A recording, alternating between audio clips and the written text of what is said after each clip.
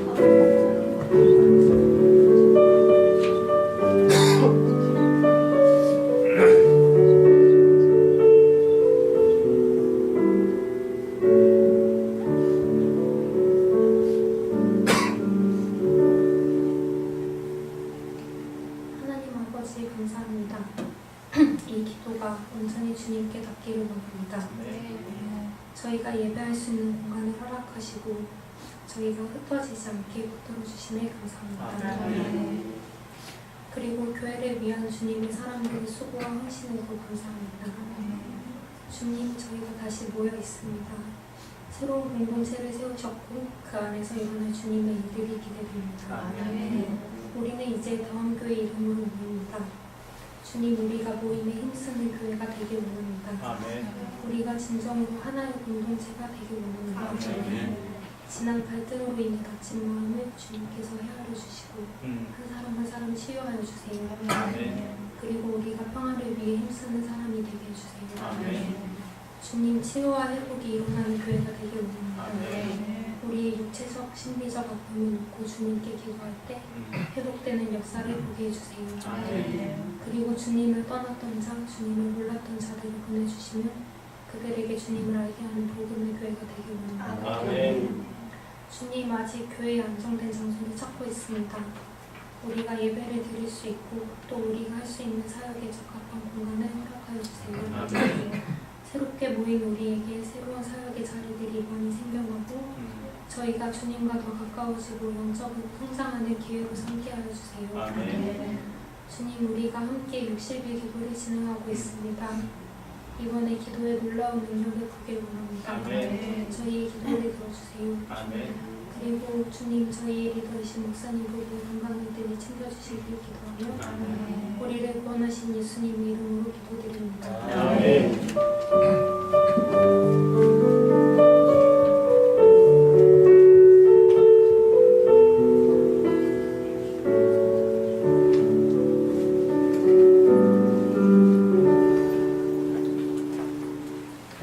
오신 여러분들을 다시 한번 환영합니다. 하나님께서 여러분의 발걸음을 복주시고 또 삶의 열매를 더 풍성하게 해주시기를 축복합니다. 아멘. 우리 자리에서 일어나서 인사하겠습니다. 우리 앞뒤로 한 주간 궁금했던 분들 하늘 복 많이 누리십시오. 서로 인사하겠습니다.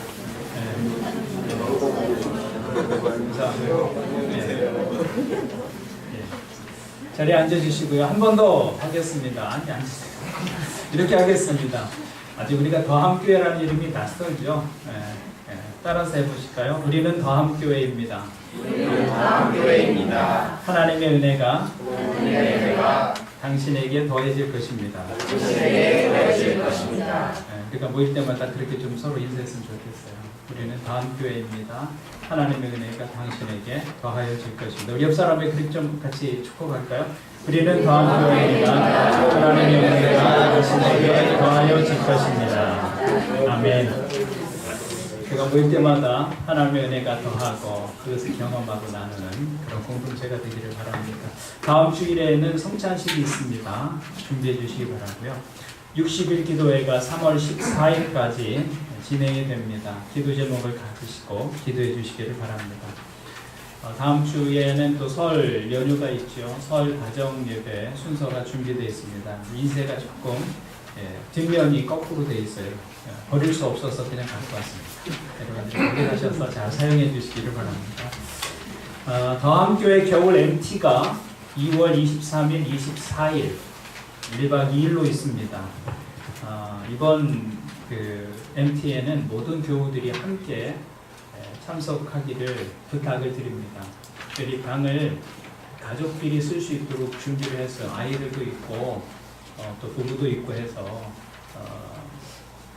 가족 단위로 묵을 수 있도록 준비를 했고요. 청년들은 2층 침대를 준비를 했습니다. 그래서 청년들도 불편함이 없도록 그렇게 준비를 했습니다. 장소는 대구도에 있는 엔케렘 수양관입니다. 바로 해변가에 있거든요. 그래서 입수할 준비가 되는 모양인데 즐거운 또 우리의 하나됨을 경험하는 그런 좀 특별한 시간들이 되었으면 좋겠습니다. 19년 2월 23일, 24일 여러분의 일정표에 넣어주시고요. 반드시 그때 스케줄을 비워주시기를 부탁을 드립니다.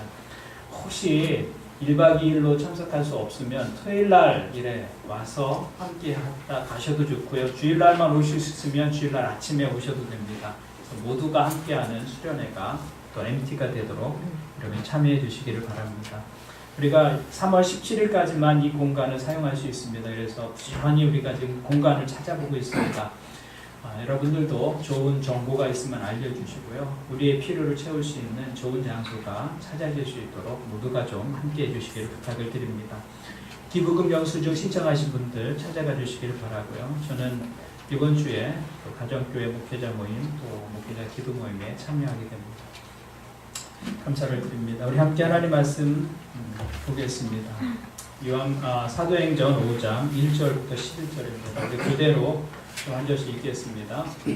그런데 아나니아라는 사람이 그의 아내 삽비라와 함께 소유를 팔아서 그의 아내도 이것을 알고 있었다. 그는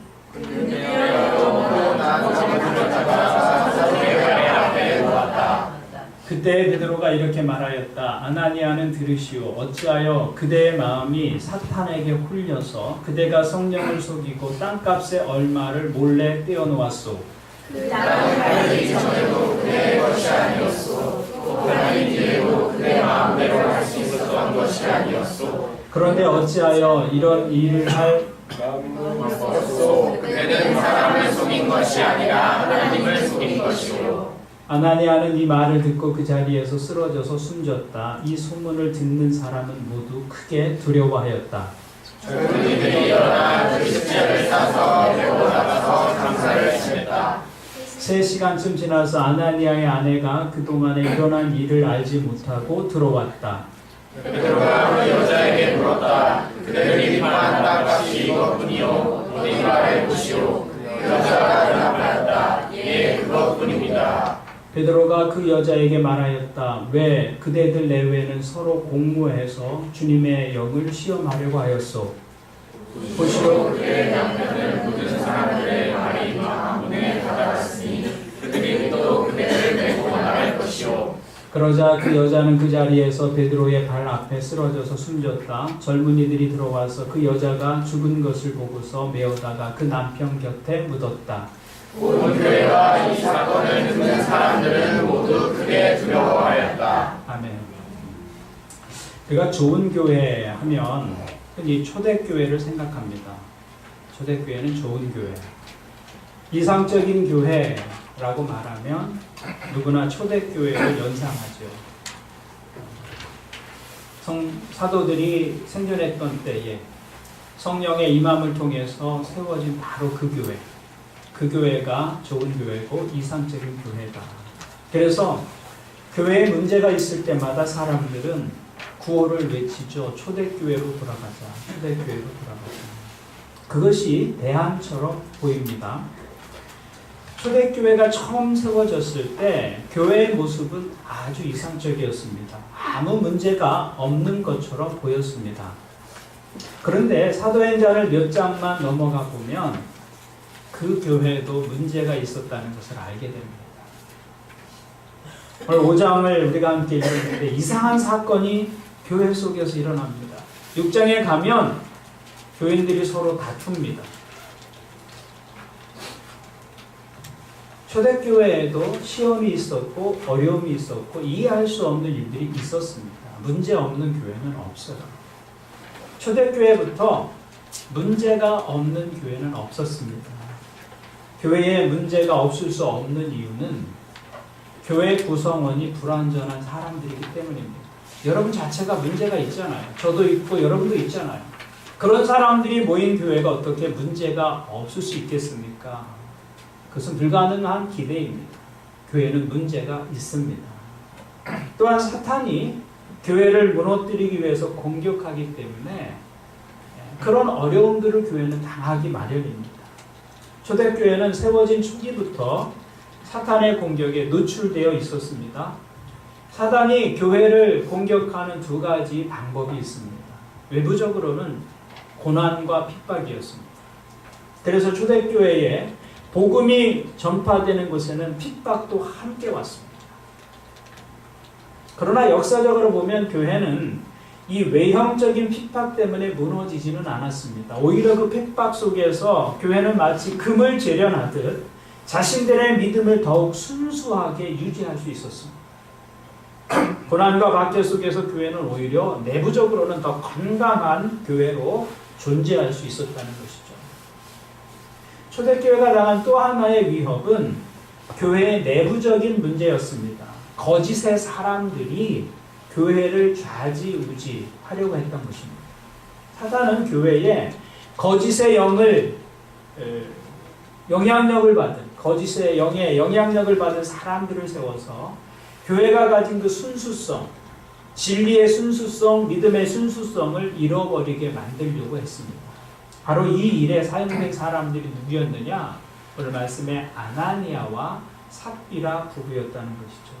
이 두 사람은 거짓의 영에 사로잡혀서 사단의 도구가 됩니다. 아나니아와 삽비라는 상당한 재산을 가지고 있었던 사람 같아요. 그런데 자신들의 재산을 팔아서 교회에 그 판 것을 모두 드리기로 약속을 한 것 같습니다. 3절과 4절을 보면 베드로가 아나니아에게 이렇게 말합니다. 그때 베드로가 이렇게 말하였다. 아나니아는 들으시오. 어찌하여 그대의 마음이 사탄에게 홀려서 그대가 성령을 속이고 땅값의 얼마를 몰래 떼어놓았소. 그 땅은 팔리기 전에도 그대의 것이 아니었소. 또 팔린 뒤에도 그대 마음대로 할 수 있었던 것이 아니었소. 그런데 어찌하여 이런 일을 할 마음을 먹었소. 그대는 사람을 속인 것이 아니라 하나님을 속인 것이요. 베드로가 말하기를 그 땅은 팔리기 전에도 당신 것이었지 않았습니까? 또 팔린 뒤에도 당신 마음대로 할 수 있었던 것 아닙니까? 그렇게 말한 것을 보면 아나니아와 삽비라는 그 땅을 자기들 마음대로 할 수 있었습니다. 그 땅을 팔지 않고 그냥 가지고 있을 수도 있었고 팔았어도 그 판 것을 자기 마음대로 쓸 수 있었습니다. 그 중에 얼마를 하나님께 드리고 얼마는 자신들이 사용할 수도 있었습니다. 그런데 베드로가 왜 땅값에 얼마를 몰래 떼어 놓았느냐 이렇게 한 것을 보면 아나니아와 삽비라는 땅을 팔기 전에 제가 이것을 팔아서 하나님께 모두 드리겠습니다. 그렇게 사도들 앞에서 약속한 것으로 보입니다. 그런데 그 약속한 후에 마음이 바뀐 것이죠. 팔고 나니까 다 드리기는 아까웠습니다. 그래서 다 드리겠다 하고는 얼마를 떼어두었다 이렇게 말하는 것이죠. 문제는 얼마를 남겨두었다는 것이 아닙니다.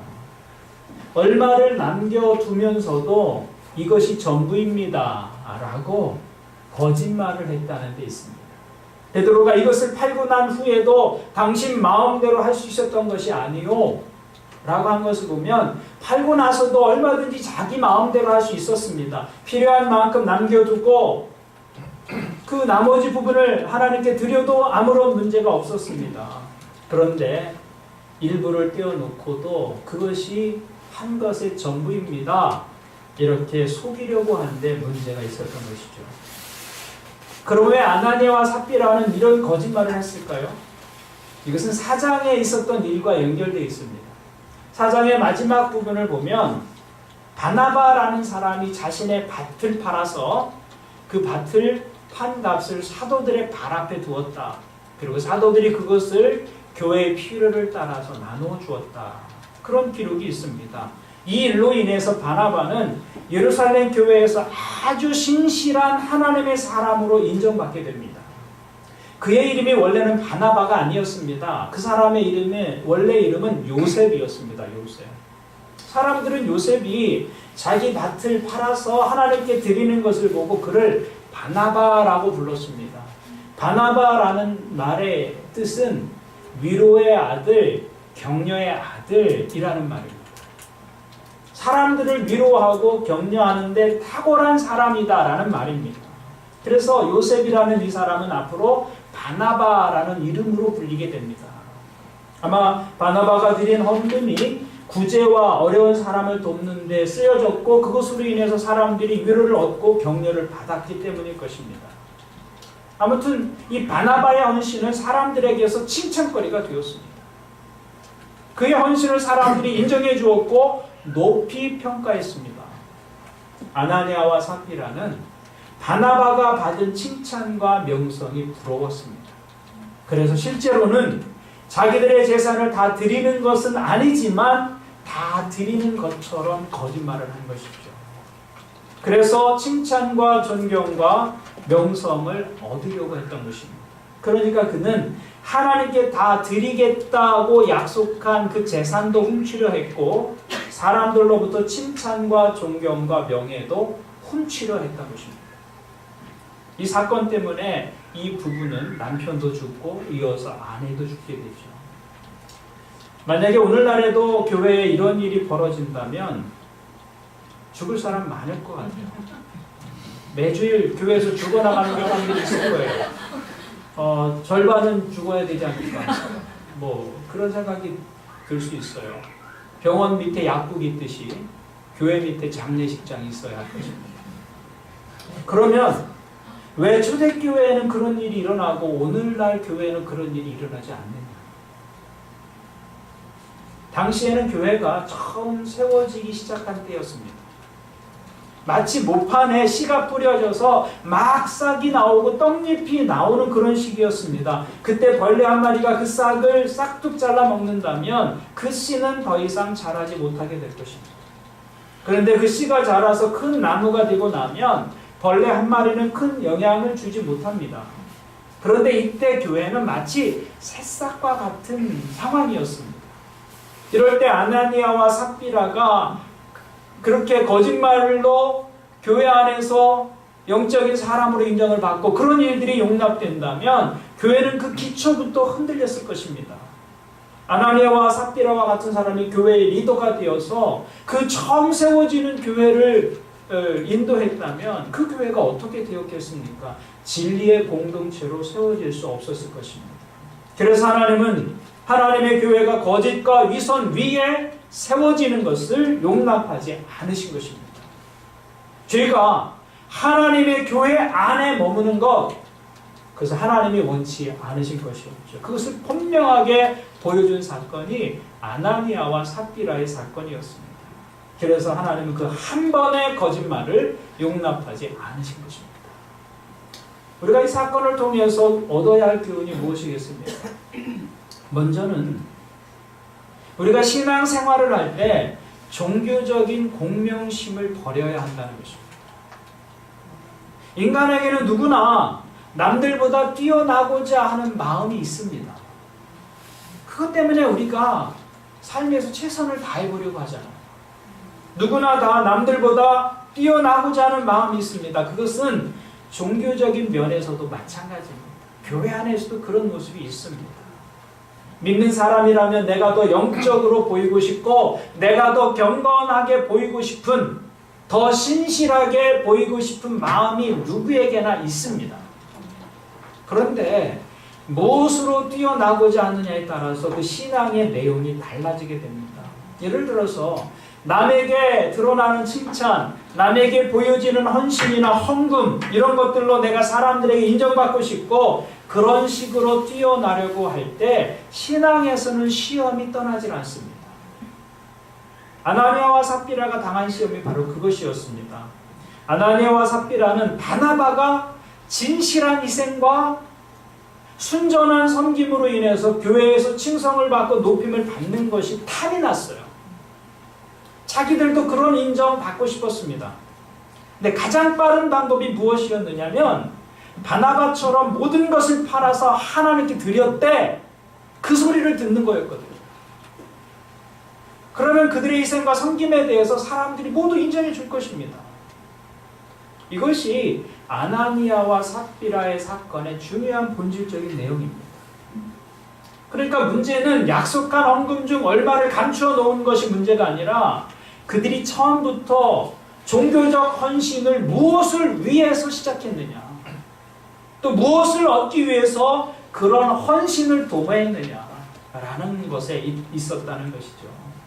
요셉이라는 사람이 자신의 헌신과 섬김으로 바나바라는 이름으로 교회 앞에서 명예를 얻고 높임을 받게 된 것처럼 그와 같은 영광을 자신들도 얻기 위해서 어떤 수단을 사용한 것이냐면 헌금을 드리는 수단을 사용한 것입니다. 그 과정에서 다 드리지도 않으면서 마치 다 드린 것처럼, 모든 것을 희생한 것처럼, 자신들을 위해서는 하나도 남겨두지 않은 것처럼 속이려고 했다는 것이죠.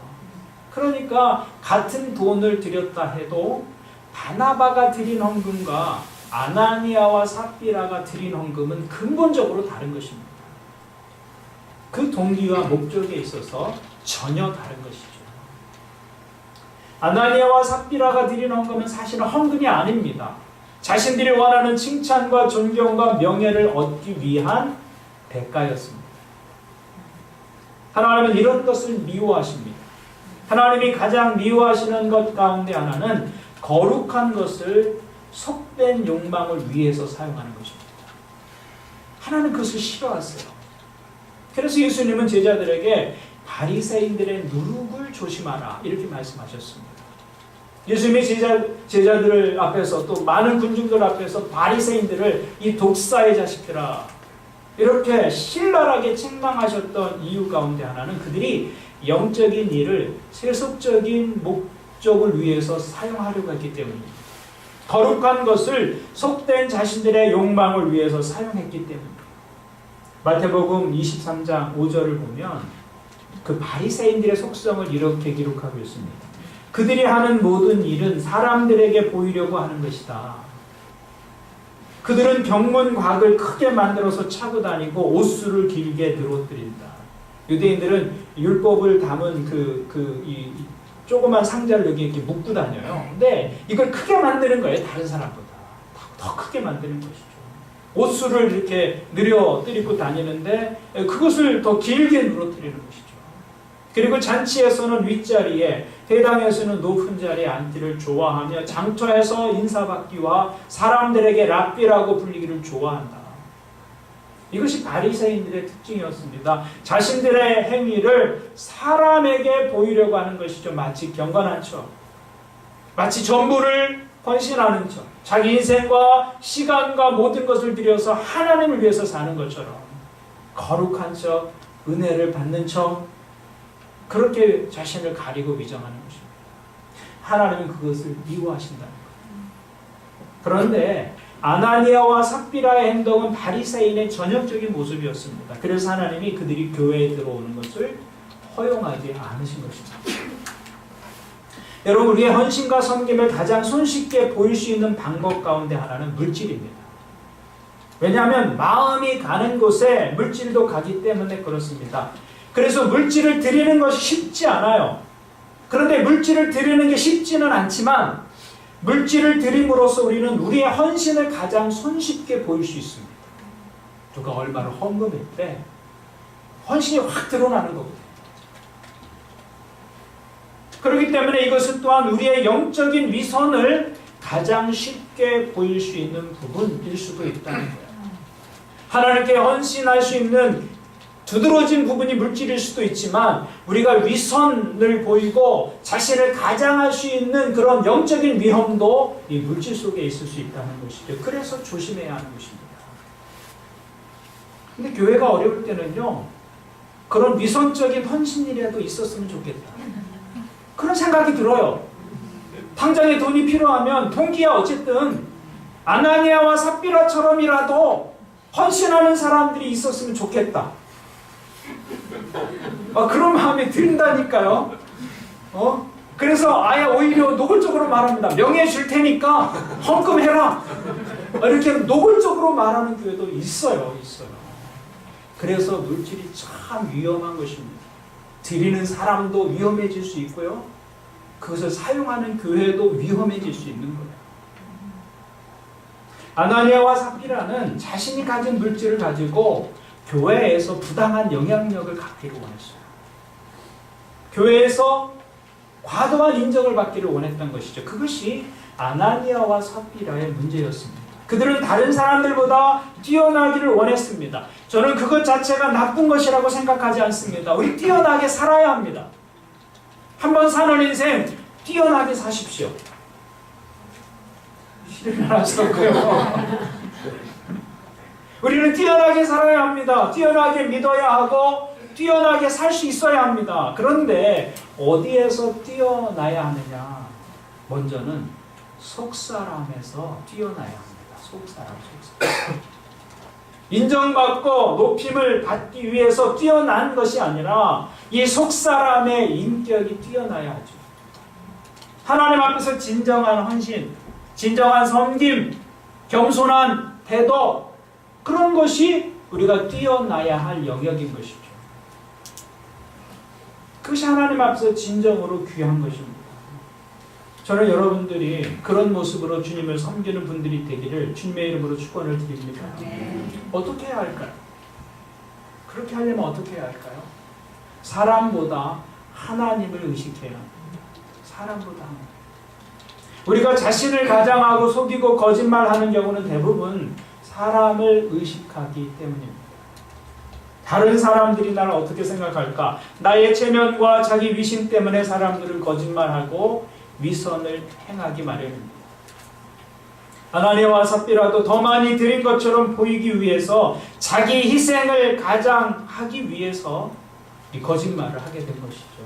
만약 이 부부가 보이지 않는 부분도 감찰하시는 하나님을 의식하고 있었다면, 하나님은 내 마음을 아시고 숨겨진 마음의 동기도 아시고 내 의도를 아신다, 그것을 알고 있었다면 아마 이런 거짓을 행하지는 않았을 것입니다. 이 거짓의 죄를 극복하려면 사람보다 하나님을 의식해야 합니다. 하나님을 의식하면 자신의 희생을 과장하지 않게 됩니다. 하나님을 의식하면 자신의 헌신을 부풀리지 않게 됩니다. 그래서 레위기 2장을 보면 이렇게 교훈하고 있습니다. 너희가 나 주에게 바치는 곡식 제물은 어떤 것이든지 누룩을 넣지 않은 것이어야 한다. 나 주에게 살라 바치는 제사에서 어떤 누룩이나 꿀을 불살라서는 안 되기 때문이다. 하나님께 바치는 제물 속에 절대로 넣지 말라 말씀하신 것이 있었습니다. 누룩과 꿀이었습니다. 제물에 누룩과 꿀을 넣지 말라는 것. 누룩은 실제보다 부풀리는 거예요. 누룩이 들어가면 부풀어 오릅니다. 꿀은 그럴듯하게 겉을 바르는 것입니다. 당의정이라고 있어요. 당의정은 뭐냐면 알약인데 속은 너무 쓰니까 겉을 단 설탕으로 코팅을 해서 그래서 먹기 좋게 만드는 거예요. 그게 당의정이죠. 꿀은 그런 거예요. 속은 쓴데 겉은 달짝지근하게 꾸미는 거죠. 아나니아와 삽비라는 지금 자기들의 헌신에 누룩을 넣고 꿀을 발라서 실제보다 더 그럴듯하게 보이려고 했던 것입니다. 주님은 그런 사람들을 싫어하십니다. 그런데 많은 성도들이 하나님을 섬기면서 자신의 헌신과 봉사 속에 누룩을 넣습니다. 그래서 자기가 한 일을 부풀리거나 과장합니다. 내가 얼마나 수고했는데, 내가 얼마나 애썼는데. 자신의 수고와 헌신과 희생을 부풀리고 과장하려고 하죠. 이것은 하나님을 향한 진정한 헌신의 모습이 아닙니다. 오늘 말씀은, 4개의 말씀은 누룩이나 꿀을 넣지 말고 소금을 넣으라고 말씀합니다. 소금을 넣으라. 소금이 무엇입니까? 소금은 자기가 없어짐으로 다른 것을 보존하도록 하는 것입니다. 자기 형체가 없어져요. 자기는 노가 없어지는데 다른 것을 더 온전하게 만들어주는 것이죠. 그리스도인의 헌신은 그런 것이어야 한다라는 것입니다. 자기를 바쳐서 헌신하는데 소금처럼 자신을 드러내려고 하지 않는 것입니다. 저는 여러분들이 주님을 위해서 큰 일을 감당하는 분들이 되기를 바랍니다. 그러나 여러분의 헌신과 섬김에 누룩이 아니라 소금을 넣을 수 있는 분들이 되기를 바랍니다. 그래서 누가 알아주지 않아도 기쁘게 헌신하는 겁니다. 누가 인정해 주지 않아도 마음 다해서 충성할 수 있는 것이죠. 이런 사람들의 삶이 하나님께서 받으시는 제물이 되는 것입니다. 우리 교회는 이제 막 시작된 교회입니다. 그래서 이전의 교회 생활에 비해서 헌신을 요구하는 일들이 더 많아질 것입니다. 우리는 많은 것들에 헌신이 필요합니다. 그리고 우리 가운데 누가 어떤 헌신을 하였다면 금세 표시가 납니다. 누가 했는지 다 알기 때문에 다 표시가 나요. 그래서 조심스럽습니다. 우리가 동기를 살피지 않으면 하나님의 일을 하고도 버림을 받을 수 있기 때문입니다. 그래서 우리는 늘 동기를 살펴야 합니다. 저는 우리 교회가 진정한 동기와 겸손한 태도를 가지고 하나님을 섬기는 그런 교회가 되기를 주님의 이름으로 축원을 드립니다. 그러니까 처음 교회가 세워지고 사도행전의 교회도 처음 교회가 세워졌잖아요. 그래서 우리에게 더 조심스러운 부분이 있는 것입니다. 또 하나 우리가 아나니아와 삽비라 부부의 사건에서 교훈을 받는 것은 악에 맞장구 치지 말라는 것입니다. 하나님은 우리가 악을 행할 때 경고하는 시스템을 우리에게 주셨어요. 그 가운데 하나가 양심입니다. 근데 악을 행할 때는요, 양심도 침묵하거나 오히려 그 악에 맞장구 칩니다. 이게 작동하지 않아요. 그래서 베드로가 아나니아에게 이렇게 묻습니다. 4절을 보니까 그런데 어찌하여 이런 일을 할 마음을 먹었소? 마음이 거기 동의했다는 거예요. 그들은 사람을 속인 것이 아니라 하나님을 속인 것이요. 마음으로 이 악한 일에 동의했다는 거예요. 그래서 무엇을 묵인하고 있습니까? 거짓말을 양심이 묵인하고 있어요. 사람을 속이고 하나님을 속이려고 한 것입니다. 아나니아와 삽비라는 땅을 판돈의 일부를 가져왔습니다. 일부를 드려도 괜찮아요. 그 액수를 가지고 하나님 뭐라고 그러시는 게 아닙니다. 의무도 아니었습니다. 안 드려도 괜찮습니다. 그런데 이 부분은 이것이 나의 전부입니다 라는 거짓말을 합니다. 그리고 그 동기는 사람들의 주목을 받고 싶었기 때문이었죠. 자기 영광을 위해서입니다. 그래서 자신의 헌신을 과장하고 일부를 드리면서도 전부를 드리는 것처럼 거짓말한 것입니다. 근데 이런 실수 누구나 할 수 있습니다. 저도 할 수 있고 여러분도 할 수 있습니다. 여러분 우리가 봉사할 때요. 순수한 동기를 가지고 봉사하지 못할 때가 많이 있어요. 저도 그렇고 여러분도 그렇습니다. 남이 부러워서 봉사할 수도 있고요. 박수 받고 싶어서 봉사하는 사람도 있습니다. 심지어 남에게 지고 싶지 않아서 착한 일을 악착같이 하는 사람도 있어요. 지고 싶지 않은 거예요. 우리도 그럴 수 있습니다. 우리 동기는 굉장히 복잡합니다. 선한 일을 한다고 항상 선한 동기가 있는 거 아닙니다. 선한 일을 악한 동기를 가지고 할 수도 있습니다. 그런데 중요한 시점이 있습니다. 그것은 내가 하는 그 일을 하려고 하면서 거짓말을 하려고 할 때입니다.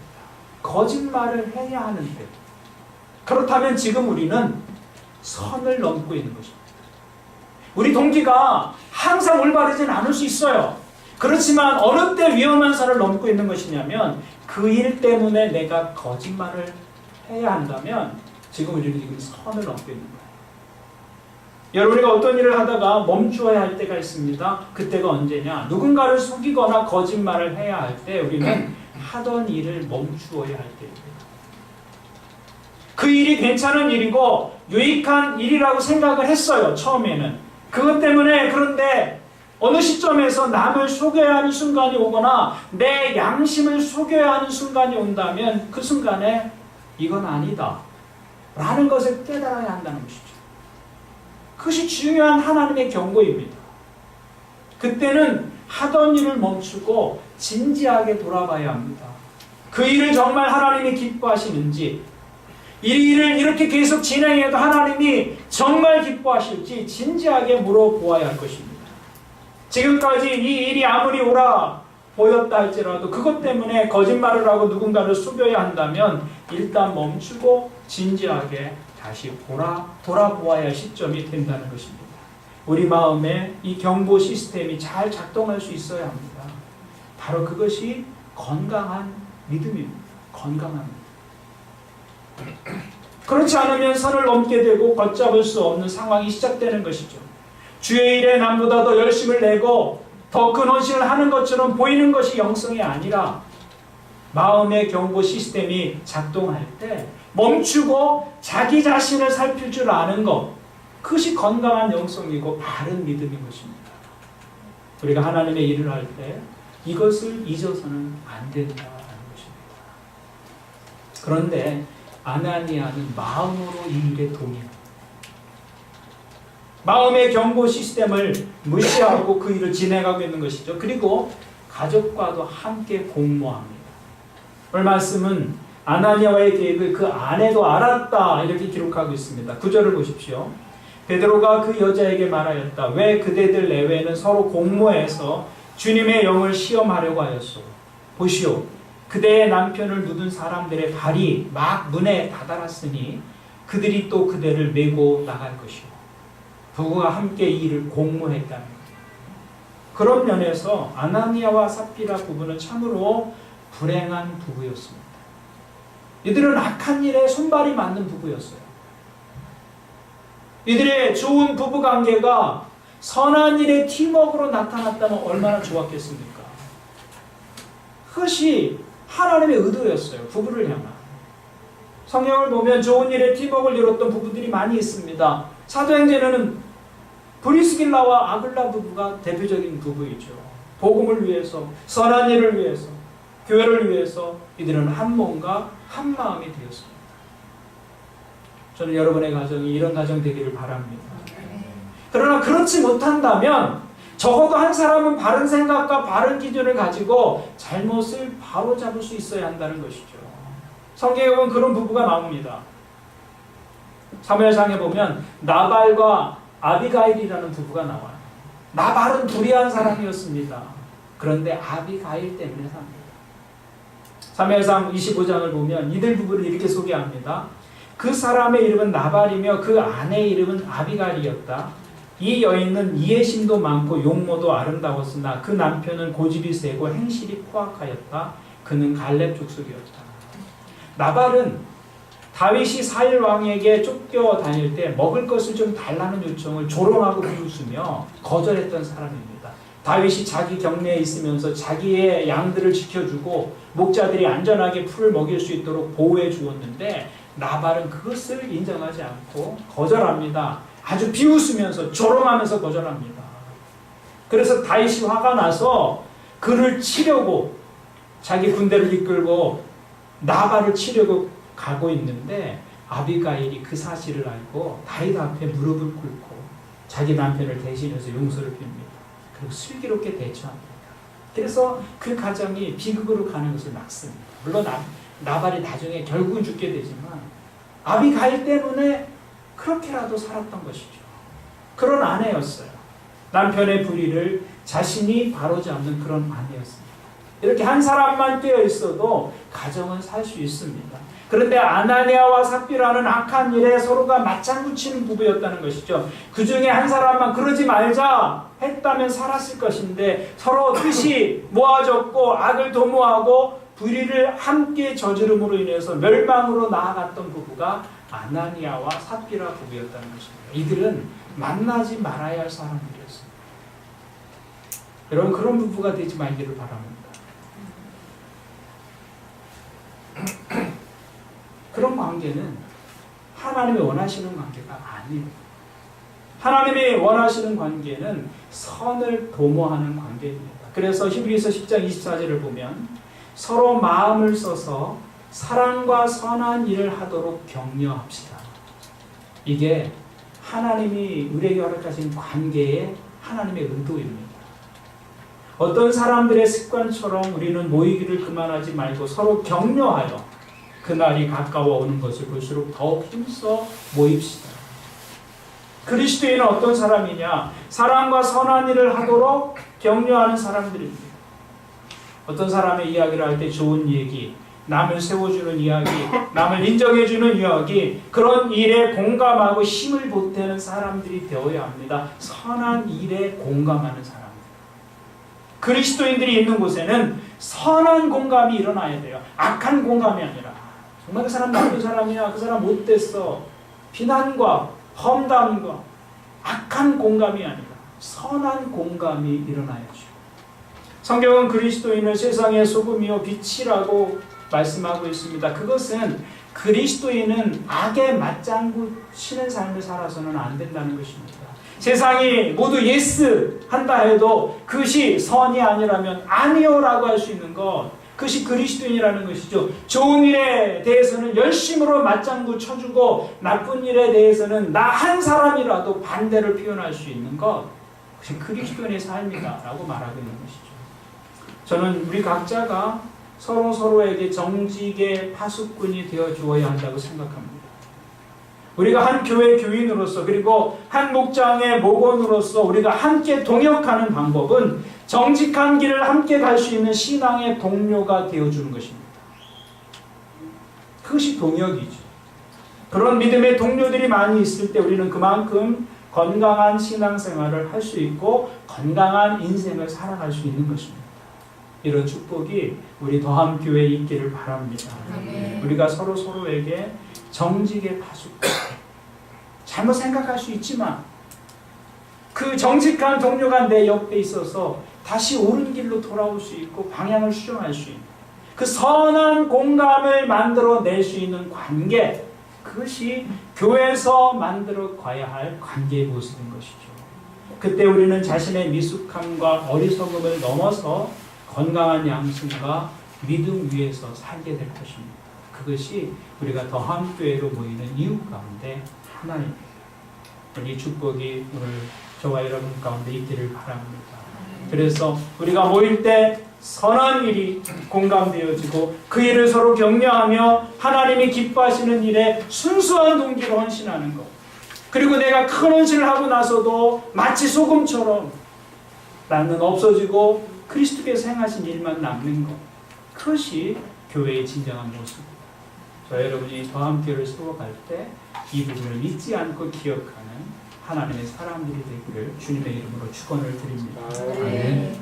그 말씀을 가지고 함께 기도하겠습니다. 하나님 아버지, 우리가 하나님을 위해서 더 큰 일을 감당할 수 있도록 헌신된 마음을 주십시오. 더함교회는 초대교회처럼 막 시작된 교회입니다. 더 많은 헌신이 필요하고 더 큰 섬김이 우리에게 요구됩니다. 여러분은 그 일을 기꺼이 감당하겠다고 이 자리에 와 있는 분들입니다. 하나님께 그런 기회가 있을 때 저를 사용해 주십시오. 제가 헌신하게 도와주십시오. 제 헌신을 교회에서 사용해 주십시오. 여러분 그렇게 기도할 수 있기를 바랍니다. 그러나 그럴 때마다 하나님 제 동기를 살피게 영적인 눈을 열어주십시오. 그래서 바르게 섬기고 바르게 헌신하는 하나님의 사람들에게 도와주십시오. 그런 사람들이 많이 있을 때 더함교회는 선한 일에 공감하는 교회가 될 것입니다. 하나님이 기뻐하시는 일에 모두가 헌신하는 그런 교회가 될 것입니다. 하나님 그런 교회가 저를 통해 사랑하는 지체들을 통해 세워지게 도와주십시오. 한 목소리로 함께 기도하겠습니다.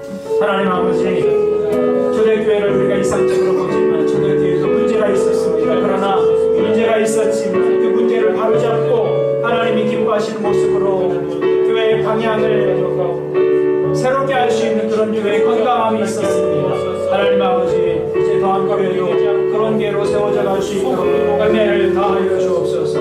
사도행전의 초대교회나 우리 여기서 막 시작된 더함교회나 같은 영적인 사랑 속에 있으면 우리가 그래서 하나님께 기도하고 간구합니다. 하나님 더 많은 헌신이 필요한 자리에 우리가 기꺼이 서겠다고 여기에 와 있습니다. 우리 헌신과 마음을 받아주옵소서. 하나님 그리고 정말 실제로 하나님의 일에 우리 헌신이 필요할 때 기쁘게 헌신하고 담대하게 나서는 사람들에게 주님 도와주시옵소서. 그 우리의 헌신과 섬김이 교회의 기초가 되게 하시고 하나님 그 기초 위에 하나님이 기뻐하시는 교회가 바르게 세워져 갈 수 있도록 도와주옵소서. 그러나 그때에도 우리가 동기를 살피는 일들을 게을리하지 않게 주님 도와주시옵소서. 그래서 하나님 사랑하는 지체들이 서로에게 정직의 파수꾼이 되게 하시고 하나님과 함께 모일 때 선한 일에 대한 공감이 일어나고 하나님 주장님과 하나님 앞에 헌신하고 일하고 하나님의 일을 감당하는 멋진 교회로 세워져 갈 수 있도록 주님의 은혜를 더하여 주시옵소서. 하나님의 일을 하고도 하나님 인정하지 못한 어리석은 사람들 되지 아니하고 하나님 우리가 언제 하나님의 마음을 펴고 성령의 선한 마음을 우리 가운데 더하여 주옵소서. 감사를 드리며 예수의 이름으로 기도합니다. 하나님 아버지, 우리 더함교회 교우 한 사람 한 사람을 축복합니다. 여기 우리가 함께하는 것은 하나님이 기뻐하시는 일에 새롭게 헌신하고자 하는 하나님 향한 기꺼이 헌신하고자 하는 마음이 있기 때문입니다. 하나님 이 마음을 주님 제물로 받아주시고 정말 교회 헌신이 필요할 때 우리가 기쁘게 헌신하는 하나님의 사람들 되게 도와주옵소서. 그러나 그러할 때에도 우리 마음 중심에 우리 자신을 살피는 마음을 더하여 주옵소서. 그래서 감사함으로 헌신하고 기쁘게 하나님의 일들을 감당하는 교회 되게 도와주옵소서. 그래서 더함교회 안에 우리가 모일 때마다 선한 공감이 일어나고 선한 일을 서로 격려하고 때로 우리가 잘못 생각하고 잘못된 태도를 가질 때라도